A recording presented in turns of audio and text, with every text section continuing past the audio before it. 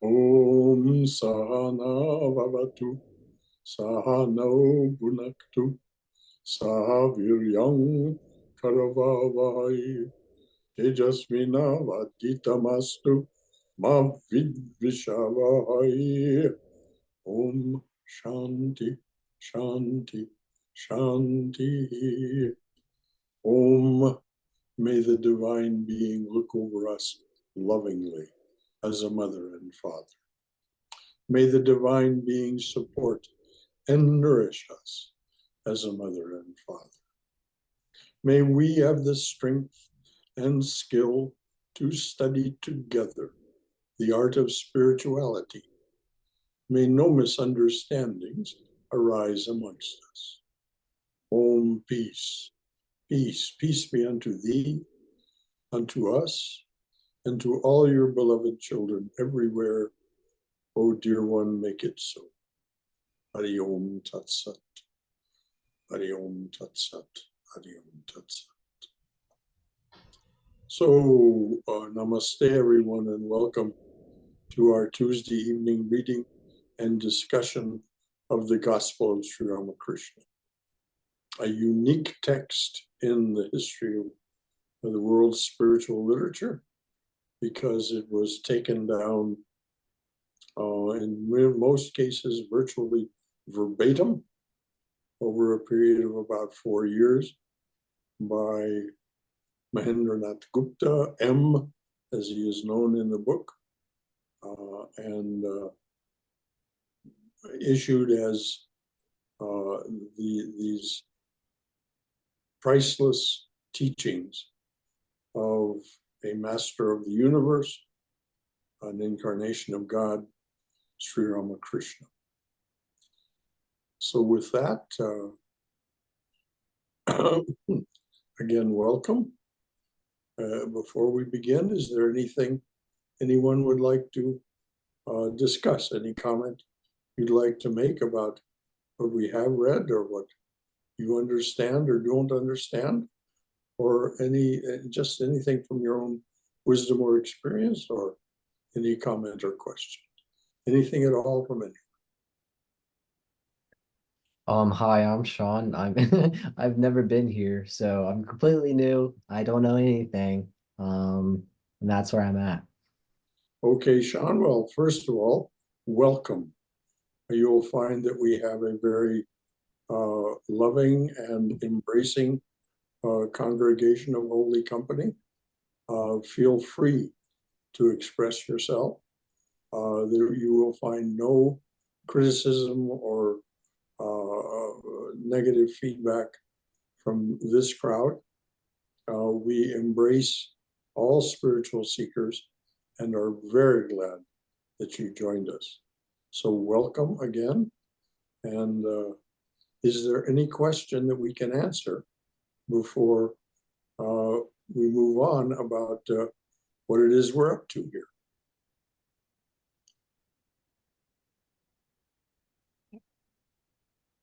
All right. He shook his head no. Oh, sorry. I thought you were addressing everybody. Well, thank you for the warm welcome. And I'm ready to learn. Yeah. Well, no, I was addressing you specifically.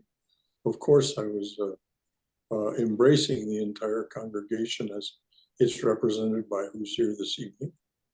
But just know how welcome you are. And this is why this place and these sessions exist, so that people like yourself can move forward in their spiritual endeavors using whatever this text and this discussion offers you. So again, Sean, thanks for coming and thanks for being with us. Stay as you like. There is no dogma or admonition that you must do these things. It's only as it pleases you and seems to satisfy a need for you. So with that, please let us read on about the subject of this evening's reading and discussion. Whenever you're ready. Oh, I'm ready, Shankara. Good evening and namaste, everybody. For newly joined members or devotees, our page number on PDF is 149, and I believe in the book it's 153. I'm starting at reincarnation of soul and inscrutability of God's ways. That's the topic. A Brahmo devotee asks the master, Sir, do you believe in the reincarnation of the soul? Master, yes, they say there is something like that. How can we understand the ways of God through our small intellects? Many people have spoken about reincarnation. Therefore, I cannot disbelieve it. As Bhishma lay dying on his bed of arrows, the Pandava brothers and Krishna stood around him. They saw tears flowing from the eyes of the great hero. Arjuna said to Krishna, Friend, how surprising it is. Even such a man as our grandsire, Bhishma, truthful, self-restrained, supremely wise, and one of the 8 Vasusweeps through Maya at the hour of death. May I provide a little bit of punctuation here? Those aren't hyphens; those are long dashes. And so, starting with grandsire Bhishma, it's like a parentheses. It's describing Bhishma, and then the second dash kind of ends the parentheses. So I see. It's not that those are hyphenated terms. Please? Would someone read it as it's intended to be read? I'd be happy to. Go right ahead. Just this one long sentence, Hyma. I'm not going to take your job away from you. Oh, no. Please do. Okay. Now let me find it. Arjuna. Even such a man as our grandsire Bhishma, truthful, self-restrained, supremely wise, and one of the 8 Vasus, weeps through Maya at the hour of death. Now, this is a really quite a remarkable thing for him to have said. Yes. Because just as it was described, Bhishma, if you read the story of the Mahabharata, this was a great soul. He is. So for him to be weeping at the hour of death would be indeed remarkable if it was misunderstood. But he's about to give the true understanding for the reason for his tears.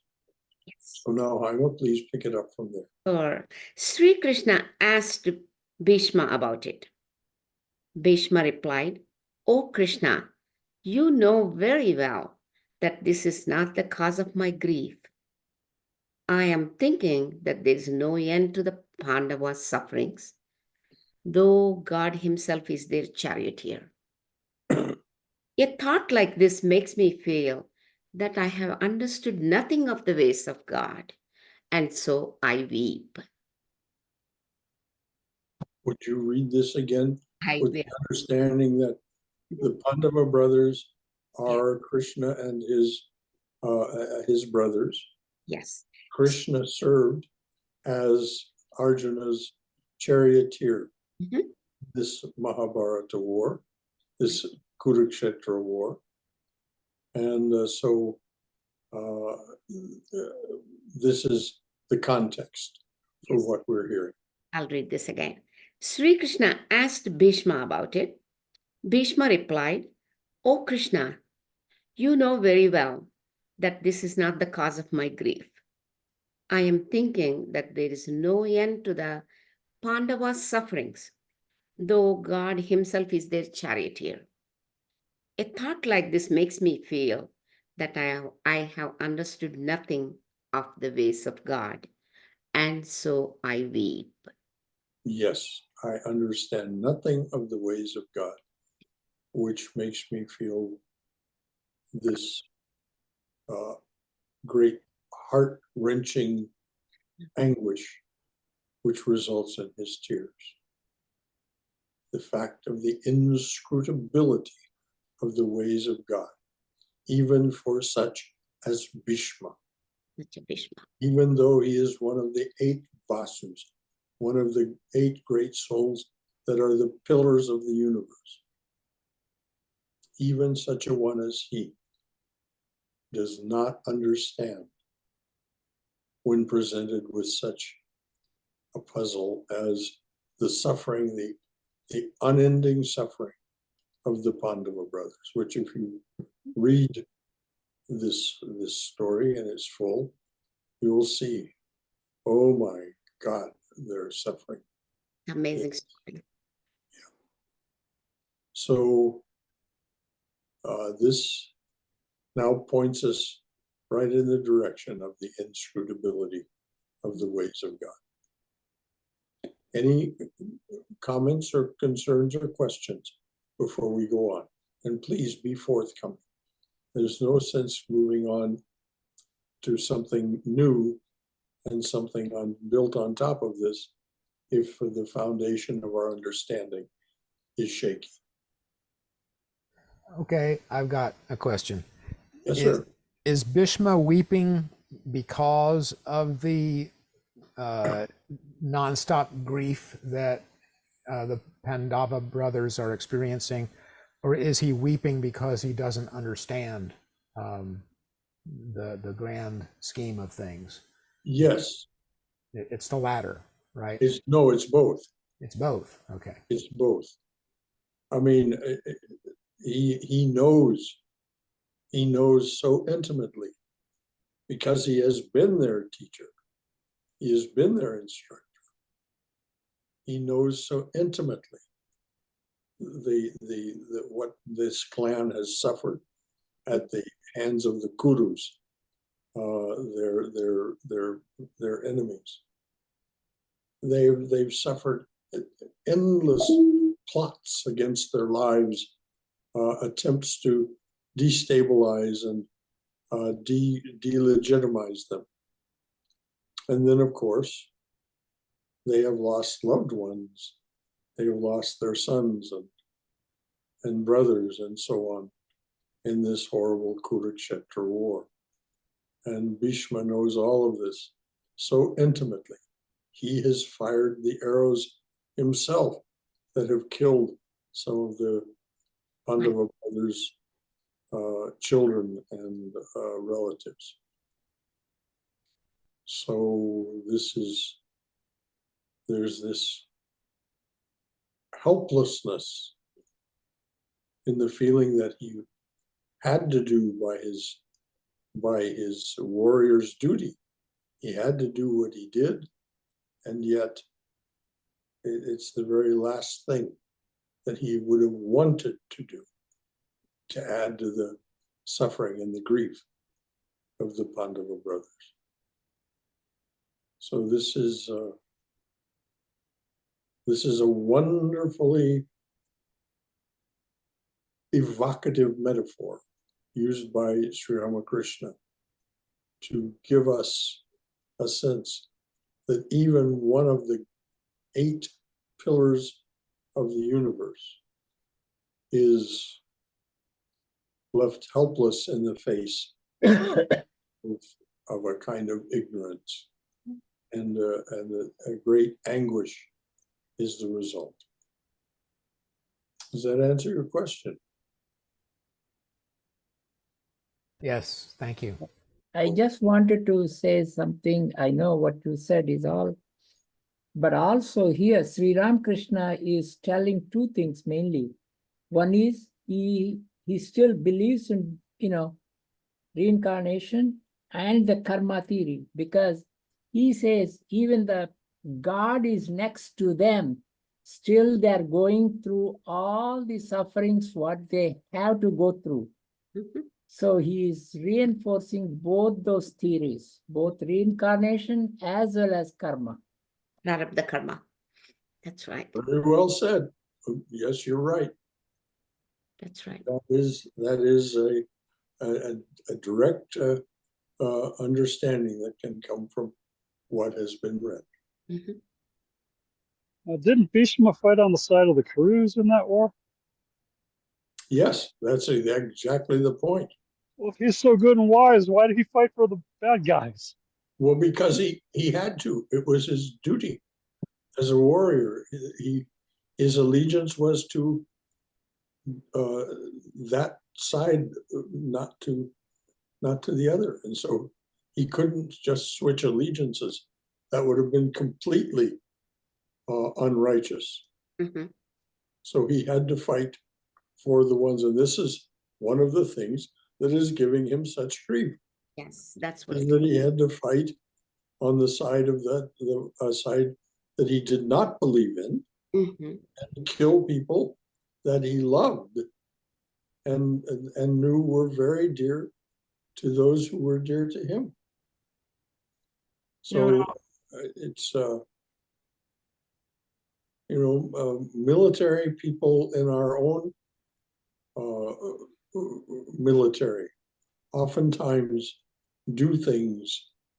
The military record is littered with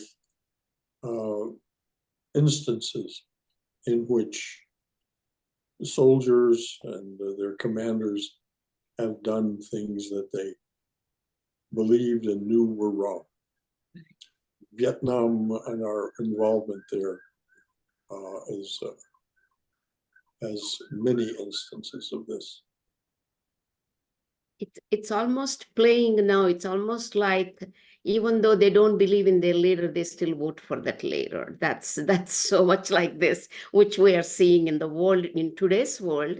It's Yes. almost like that in the Kurukshetra war and the Dhritarashtra, Kaurava, Pandava. Otherwise, why would it be so relevant to us? Mm-hmm. Exactly. So it's kind of Well- like when you're a commissioned officer for the military and then a war starts that you don't believe in, but you're ordered to go. I think it's kind of like that. Exactly. Loyalty. Many people in the military did not believe in the Vietnam War, That's right. not believe in the Vietnam War. But when Krishna tells Arjuna, when he's telling him, you got to go kill him, it's your duty. Right, And they're having that talk, and then Krishna tells them they're all already dead.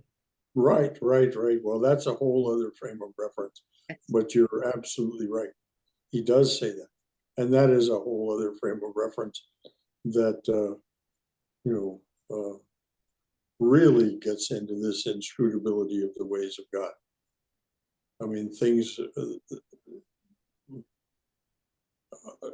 Sri Krishna is talking about a kind of preordination that confounds us.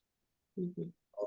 So, And two, the utter meaninglessness of one body lifetime, the the whole thing is an illusion anyway. And then the think that their single lives in a body really mattered too. It kind of it's saying a lot of things on a lot of levels, but it's it kind of in a way talks to me in the fact that we think just because it's our ego that this body and mind is us and it's significant when it's not. indeed, that is one understanding to have. On the other hand, if it weren't of some merit and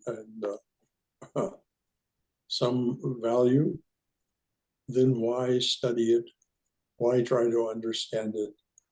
Why try to get past this inscrutability, which we get past through spiritual practice, because we come to a different realm and a different kind of understanding that is behind and within us, behind our ordinary way of thinking and being. We've been over all that, so no reason to rehearse it. but it is there. So this is one of the conundra, one of the great things, that things are both important and not important at the same time. It is confounding to the finite mind. Anything else from anyone? It calls into question, what do we identify with, Ah, yes. right? And that's what all of this is about. Indeed. What do we identify? What do we believe is true of ourselves? And we have to look very, very sincerely and honestly at our actions and our thoughts and say, my actions and my thoughts betray that this is the way. I act this way, I speak this way because I think this way. And so then we see what needs to be corrected. And we have these spiritual practices to help us correct slowly and slowly over a period of time. Long habits made, by and large, long unmaking of those habits. Thank you. Anything else? Okay. Okay, please read on, dear. It was about 8:30 when the evening worship began in the prayer hall.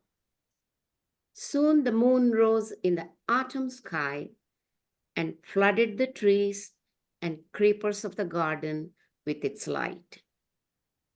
After prayer, the devotees began to sing. Sri Ramakrishna was dancing, intoxicated with the love of God. The Brahmo devotees danced around him to the accompaniment of drums and cymbals. All appeared to be in a very joyous mood. The place echoed and re-echoed with God's holy name. When the music had stopped, Sri Ramakrishna prostrated himself on the ground and, making salutations to the Divine Mother, again and again said, Bhagavata Bhakta Bhagavan, my salutations at the feet of the Jnanis, my salutations at the feet of the Bhaktas. I salute the Bhaktas who believe in God with form, and I salute the Bhaktas who believe in God without form. I salute the knowers of Brahman of olden times. And my salutations at the feet of the modern knowers of Brahman of the Brahmo Samaj. Then the master and the devotees enjoyed a supper of delicious dishes, which Beni Madhav, their host, had provided. Wednesday, November 15th, 1882, Master at the circus. Sri Ramakrishna, accompanied by Rakal and several other devotees, came to Calcutta in a carriage and called for M at the school where he was teaching. Then they all set out for the Maidan. Sri Ramakrishna wanted to see the Wilson Circus. As the carriage rolled along the crowded Chitpur Road, his joy was very great. Like a little child, he leaned first out of one side of the carriage and then out of the other, talking to himself as if addressing the passers-by. To M, he said, I find the attention of the people fixed on earthly things. They are all rushing about for the sake of their stomachs. No one is thinking of God. They arrived at the circus. Tickets for the cheapest seats were purchased. The devotees took the master to a high gallery and they all sat on a bench. He said joyfully, this is a good place. I can see the show well from here. There were exhibitions of various feats. A horse raced around a circular track over which large iron rings were hung at intervals. The circus rider, an Englishwoman, stood on one foot on the horse's back, and as the horse passed under the rings, she jumped through them, always alighting on one foot on the horse's back. The horse raced around the entire circle, and the woman never missed the horse or lost her balance. When the circus was over, the master and the devotees stood outside in the field, near the carriage. Since it was a cold night, he covered his body with his green shawl. Next topic would be necessity of spiritual discipline. That green shawl, by the way, Yes. I think some of you heard me mention this. That green shawl, along with a pair of the master's patent leather slippers, were at M's grandson's house in Calcutta in 1999 when we visited. That very shawl that the master wrapped around himself in this chilly evening after the service, which is mentioned a number of times in the gospel, his green moleskin shawl. And then the pair of patent leather slippers, both of which had been gifts to him, of course. So it was quite inspiring to stand outside this glass case in M's grandson's house and gaze on these things which were actually in physical contact with the master and held his holy vibrations. They're still in the possession of the order. I don't know if they've been left in that house, which is now also in the possession of the order, or whether they've been taken to the museum, which was started at Belur. There's a wonderful museum dedicated to Sri Ramakrishna and Holy Mother at Belur. So in any event, I didn't want to pass by without noting that those things have not disappeared. You can still gaze on and be inspired by them if you have the opportunity to go there. Anything else from anyone while we're stopped? Actually, hi, this is Shailesh, everybody. Namaste, brother. Yes, sir. Actually, the museum is really well kept, and they have compiled all the articles and the museum which they have come up at Belur. It's like in 2 stories, and every little thing of Sri Ramakrishna is in there. And you can see a lot of little things, including the betel nut cutter and so many things, shoes and jackets, and it's amazing. It's the entry fee is like, I don't know, 20, 50, maybe 2 rupees or 5 rupees, I think, which is like probably 10 cents. So it's very. Well, if it's something that you can manage to do to get to Belur, by all means do, for any number of reasons. Just to go and visit the temple there is reason enough. Go at 4:30 in the morning to their Mangala Arati.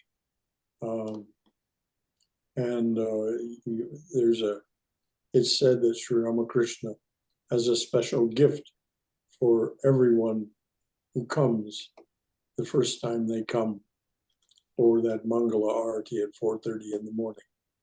And there are many people who can tell you that promise is kept. So if you get a chance, go. And then, of course, as Shailesh said, this museum is, well, I haven't seen it. It was finished long after I was there in 1999. But and from all accounts, from everyone I've talked to who's been there, it's breathtaking. So if you get a chance, go.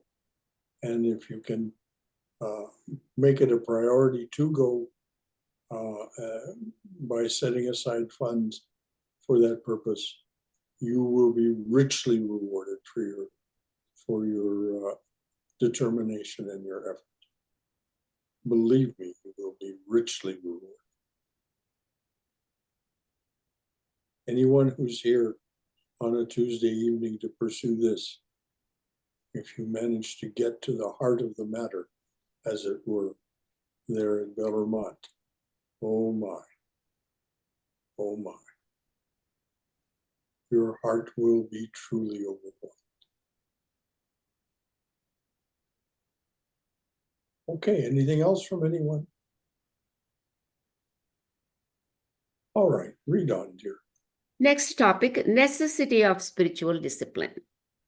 Sri Ramakrishna said to M, "Did you see how that English woman stood on one foot on her horse while it ran like lightning? How difficult a feat that must be. She must have practiced a long time. The slightest carelessness and she would break her arms or legs. She might even be killed. One faces the same difficulty leading the life of a householder. A few succeed in it through the grace of God and as the result of their spiritual practice. But most people fail. Entering the world, they become more and more involved in it. They drown in worldliness and suffer the agonies of death. A few only like Janaka have succeeded through the power of their austerity in leading the spiritual life as householders. Therefore, spiritual practice is extremely necessary. Otherwise, one cannot rightly live in the world. The master got into the carriage with the devotees and went to Balaram Bose's house. He was taken with his companions to the second floor. It was evening and the lamps were lighted. The master described the feats he had seen at the circus. Gradually, other devotees gathered, and soon he was engaged in spiritual talk with them. Next, master on caste system. Any comments, Brother Shankara, with the necessity of Just that this is such a important? just if you let your mind dwell on what was just said, and imagine the master doing this. It's just, it fills your heart. And when your heart is filled with the thoughts of Sri Ramakrishna and his dear companions, Balaram Bose and so on, and the devotees sitting and listening to him, this is transformative for you. So it's a good thing to do, to reread these passages. Let your mind dwell. Let your mind and spirit dwell on what is being said, because it lifts you up. It's meant to lift you up. This book was meant to lift us up and instruct us and give us a hand so that we can be pulled on into the life of the spirit rather than the life of the world. The life of the world is ever enticing. It's meant to be. If you read Swami Vivekananda's description of Maya, it is designed to be enticing. He says, mother with a look of her eye. He's describing a wink. Mother, with a wink of her eye, says to us, come, enjoy the world I've made. Oh. Well, it's very hard to not cooperate with her because she's made the world so enticing. And yet its fruits are ultimately empty. They do not satisfy you. And so it becomes, as Swami Vivekananda said, tantalus as hell. That which will satisfy you is just out of reach. Tantalizing, but just out of reach. And if you do manage to grasp it, it turns to a handful of sand rather than that which you thought you had grasped. And so we learn to turn our attention away from the world. And that's what we're doing by studying what we're studying this evening.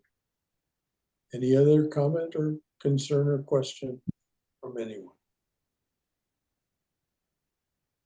I see some implied meaning here with the metaphor of how that lady practiced a long time on that one foot on her horse. How Yes. difficult it is to focus on spiritual practice also. It takes time. That's how long probably it'll take for us, practice, practice, practice. Then we finally start. And notice His company. what dire consequences the master Mm-hmm. mentions.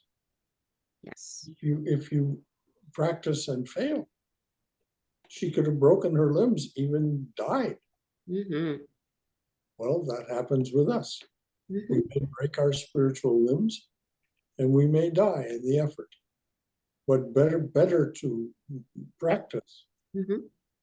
even though we die or lose some capabilities in the effort, than to not do it. He's very admiring. The master is very admiring of this woman. Mm-hmm. And it took for her to be able to accomplish this remarkable feat. I mean, we can imagine it in our mind. It's very nicely described in the gospel. This riding on the horse on one foot. And each time she comes to one of these iron rings, jumping through the hoop, landing again on one foot. And as the horse races around in the circle. What a feat. What a thing. So let us be inspired. Mm-hmm. Let us be transformed by our contemplation of what the Master is telling us. Thanks for the invitation to speak, Hyma. Sure, Brother Shankara. Anything else from anyone? Okay. All right, please read on. It's a small paragraph about Master on caste system. The conversation turned to the caste system. Sri Ramakrishna said, the caste system can be removed by one means only, and that is the love of God. Lovers of God do not belong to any caste. The mind, body, and soul of a man become purified through divine love. Chaitanya and Nityananda scattered the name of Hari to everyone, including the pariah, and embraced them all. A Brahmin without this love is no longer a Brahmin. And a pariah with the love of God is no longer a pariah. Now, this is it's a short paragraph. Very short. This is the Master saying, a Brahmin without the love of God is no longer a Brahmin. No matter what their birth carries with it, they are no longer a Brahmin. And a pariah with the love of God is no longer an untouchable. they are ennobled. So it is the love of God, or the lack of it, that contrives to create some sort of hierarchy, not this traditional caste system. Okay, please read a little of that again. On one more time. Yes, there is one more line and then I'll read the whole thing again. Through bhakti, an untouchable becomes pure and elevated. Now I'll read this again. Master on caste system. The conversation turned to the caste system. Sri Ramakrishna said, the caste system can be removed by one means only, and that is the love of God. Lovers of God do not belong to any caste. The mind, body, and soul of a man become purified through divine love. Chaitanya and Nityananda scattered the name of Hari to everyone, including the pariah, and embraced them all. A Brahmin without this love is no longer a Brahmin. And a pariah with the love of God is no longer a pariah. Through bhakti, an untouchable becomes pure and elevated. And when Sri Chaitanya did this in the 15th century, it was absolutely heretical. And as a result, because of he continued to practice this heresy until it overcame its heretical nature and became acceptable. He transformed the spiritual practice of Bengal and then into southern India. And so what we now know as Vaishnavism, the worship of Vishnu in various ways and various forms, is both directly and indirectly a result of this insistence by Sri Chaitanya. The love of God and the chanting of the names of God are the way to ennoble oneself and free oneself from all limitations. It's the reason that Chaitanya's prayer is one of the prayers that is chanted in most Vedanta society facilities every day, usually in the morning. It certainly is here. We start every day with it. Anything else from anyone? I've got two questions. Yes, sir. One of which touched on what you just said. I'll get to that in a minute, though. The easy one is, isn't Nityananda a disciple of Chaitanya? Yes, his brother. His brother and disciple, or brother disciple? Yes, brother and disciple. Okay, thank you. And I've been thinking lately about the fact that that our tradition of Vedanta comes from Bengal. Chaitanya and Nityananda and the Vaishnava tradition comes from Bengal. And other paths I've been involved with in the past, like the Kriya Yoga of Paramahamsa Yogananda, comes from Bengal. So is Bengal considered like a hotbed of spirituality in India, or is it just my ignorance of not knowing about the other Indian states and what goes on there? Well, again, the answer is yes. Bengal is definitely a hotbed of spiritual activity and spiritual endeavor centuries. It's one of the reasons that we can imagine that Sri Ramakrishna was born there, because that had become degraded under the English occupation. But there is all kinds of other ways of being with the divine. Kashmiri Shaivism is one, the worship of Shiva. Sri Ramakrishna himself was a Shakta. He worshipped the divine in the form of Shakti, the Divine Mother, Mother Kali. And there are others. In the south of India, there's a great tradition of the worship of Rama, even though Rama came before Krishna, and Krishna gave us the Gita, and so on. The Ramayana, the story of the incarnation of the divine as Rama, is more prevalent and more. So there are other ways, and I've mentioned just a couple. I mean, India is as diverse as you can imagine. If you think about in the United States, if you think about the state of Maine and the state of Mississippi, and the kind of religion that is practiced by the people of Maine and the kind of religion that is practiced predominantly by the people of Mississippi, how different it is. Well, the same thing is true of India. Each state, by and large, has its own language or its own dialect of the language, and they have their own spiritual practices.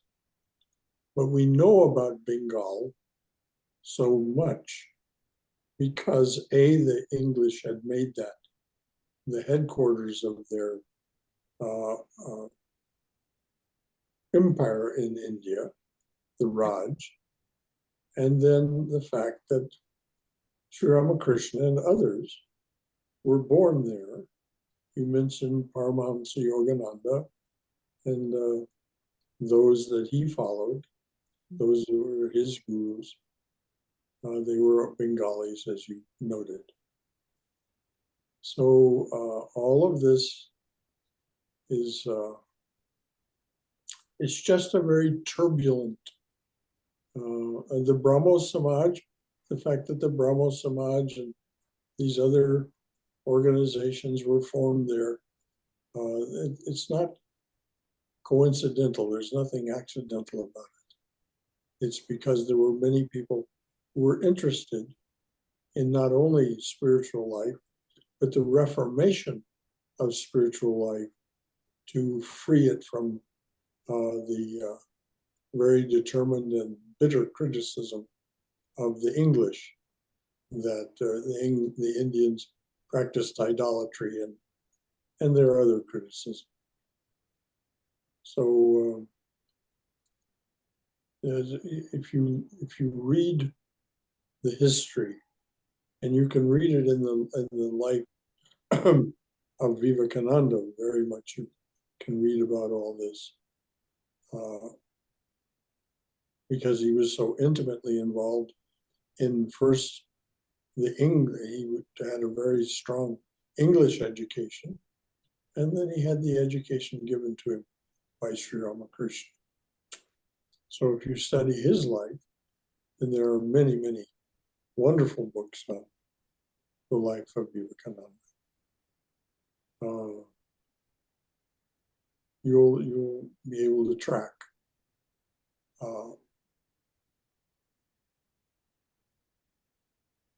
what was happening and why Bengal is such a hotbed. Actually, Bengal, it's a Ramakrishna, it's a hotbed for Ramakrishna, Sri Ramakrishna Math, and that is the famous all over India, Bengal is. And then we also have Shirdi for Sai Baba in south, near Bombay. And is Rameshwaram, Bhadrachalam, Rama's temples, those are hotbeds of Rama over there. Yes. And Madras, Chennai has so many temples, Brother Shankara, Madurai and Kamakshi. I mean, everywhere we have all goddesses and gods all over India. Kerala has some, but Bengal is the hotbed for Sri Ramakrishna and Sharada. That's the hotbed of Sri Ramakrishna and Mother Sharada. That's very popular. Okay. But the only thing is, even though, of course, the Bengalis produce so many people, even in Kerala, Yes. Shankara Yes, Ram. from Kerala. Yes. Ramana Maharshi. Ramana Maharshi. Yeah, because see, we get to know only the few, stalwarts, but there are so many people all over India. Saints all over. Yes. Here's my understanding to share. Um, i- if you look at India, it has a history of spiritual seekers for almost 10,000 years or more, and so it's the people have been. If you look at the entire length and breadth of India, you will find all these great saints and spiritual traditions all over. And the data got compiled into Vedas, and some traditions came up and things like that. But in the recent times, the Bengalis, because they were exposed to the British and the English culture, some of these prolific people, Vivekananda and Yogananda, especially, and Anandamayi and those traditions were the, these saints got that English education, and so they were able to come to the West and provide that particular flavor of spirituality. And so we can see from here, from the West perspective, that yes, West Bengal is a very and obviously from our own perspective, it's a great we are all tied to Ramakrishna order. But like you both of you were saying that there are saints from all over India, and there are little and great. In fact, the place where I come from, Maharashtra, from Pune, there is a sampradaya called Swarup Sampradaya, and there was a saint called Akkalkot Swami. So he was around the same time where Sri Ramakrishna was, and there were 3 or 4 disciples, which one of them is Sai Baba, and they have like the entire state follows them. And so if you go to other state, there is something like that. So, but yeah, from the Western perspective, I think now certainly Raman Maharshi is picking up over here because of I Am That and the Nisargadatta Maharaj, and then obviously, but we have to I also look from one more perspective, is that the Shankara tradition, which you were mentioning, um, from the south, they have to it was supposed to be a little bit more liberal, I would say. I don't know if that's the right word, if I have any if I'm able to compile it rightly, but I think it Vivekananda and Yogananda definitely need to get the credit of taking it to a next level, which the other states or the other tradition could not do. That's how I see it. Well, that is because Shankara was in 8th century. That's right. No, I understand that. No, there are Shankaracharyas, there are that is one but the of the traditions, they have to. There needs to be a little more, acceptance of the world order, which is changing, and there are a lot of seekers in the West. No, I mean, that is true. look, But the thing is, see, Sri Ramakrishna, I was looking at the other day. Sri Ramakrishna said, "Oh, he went into Samadhi, and Holy Mother said, what happened?" And he said, "I went to this land where there are white people, and they are my devotees, and they have very nice hearts, and I think I will go there." You give me one incident where some other saint brought up this. No, I don't listen, think so.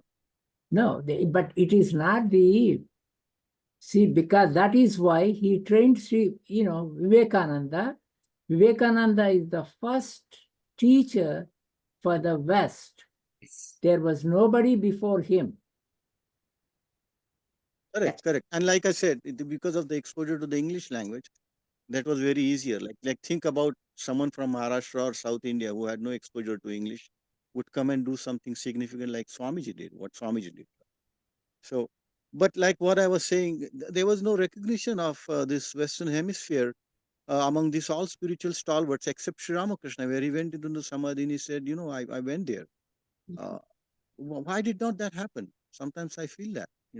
But anyway, so yes, definitely Bengal needs to get that credit, and it is considered to be hotbed, I would say.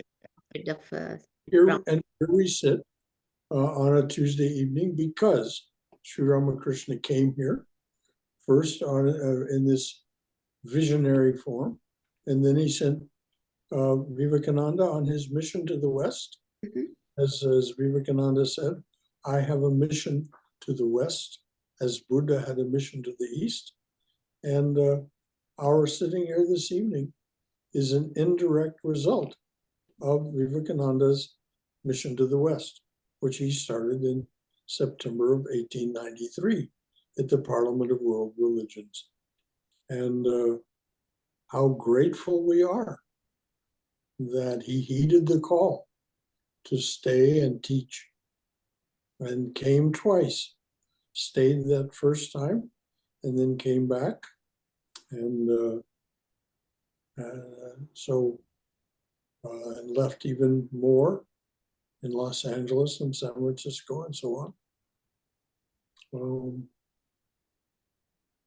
How amazing to think that he spoke in Pasadena in January of 1900 and left us with that wonderful talk that we just finished studying, Christ the Messenger. One of many talks that he gave in Southern California, which are in his collected works, of course. So, and then he went to San Francisco and founded the second of the two Vedanta societies that he actually founded. The one in New York in 1894, and then the one in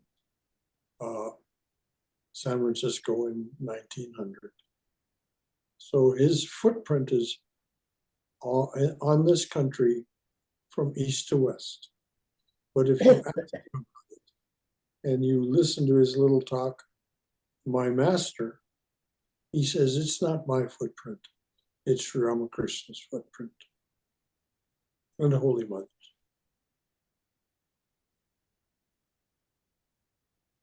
And in some ways, Brother Shankara, similarly, we highly regarded Mother Teresa, who served the lepers in India.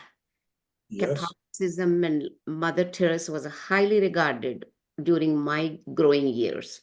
And Yes. even now, she's highly regarded by many Indians. That's why she was beatified by the Catholic Church. Yes. Now she has her own feast day and so on. Yes. She's a great saint. We have colleges, Mary Stella, Stella Maris, all these very popular, highly regarded universities. In South, we have one of those. I've attended several months there, Mary Stella in South India.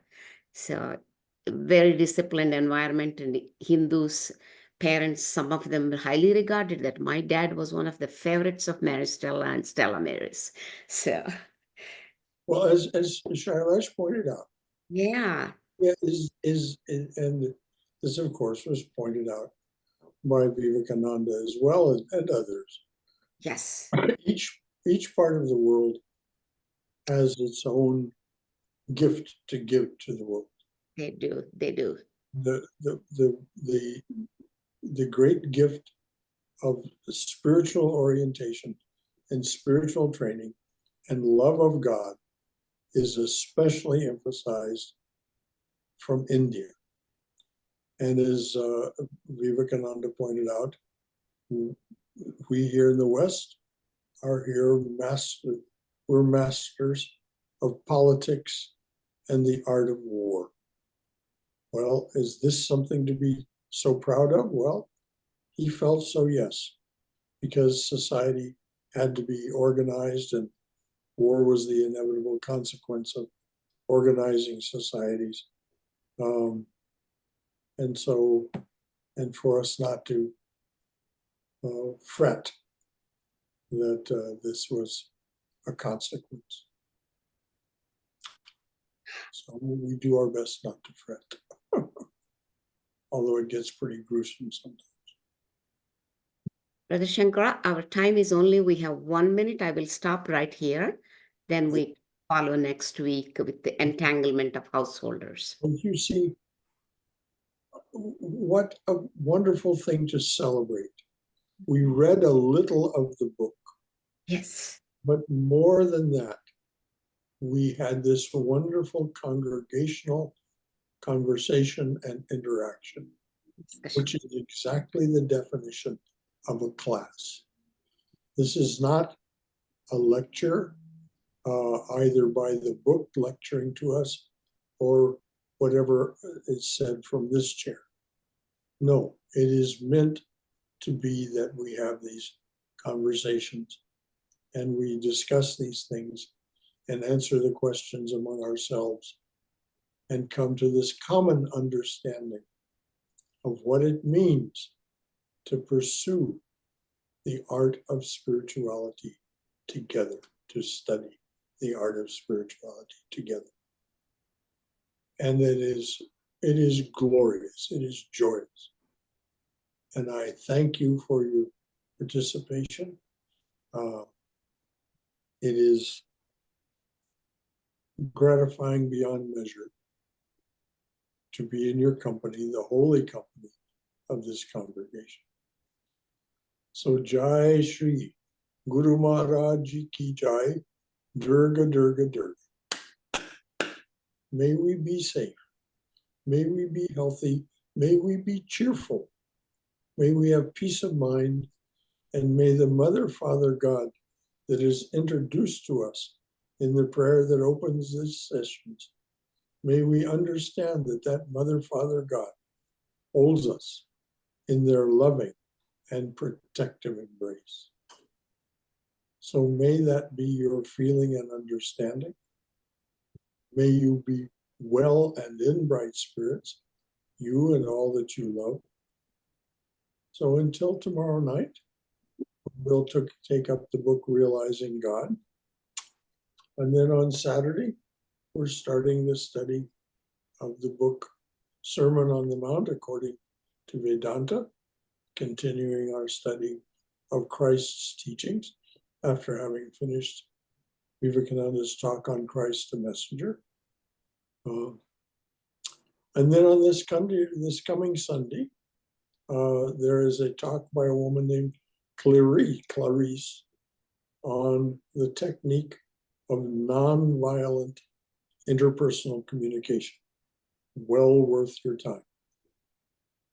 The following Sunday, I will talk on memories of the great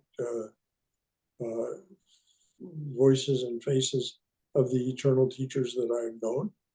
My memories of Swami Prabhavananda, Swami Swahananda, and some others, Radhananda. So that will be that Sunday.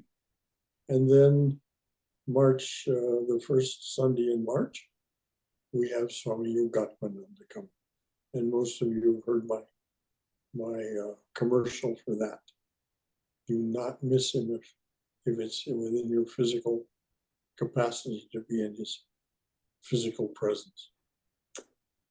Anything else from anyone before we close? All right, dearest ones, here we go, away. If I can find it. There we are. And a great good night to you.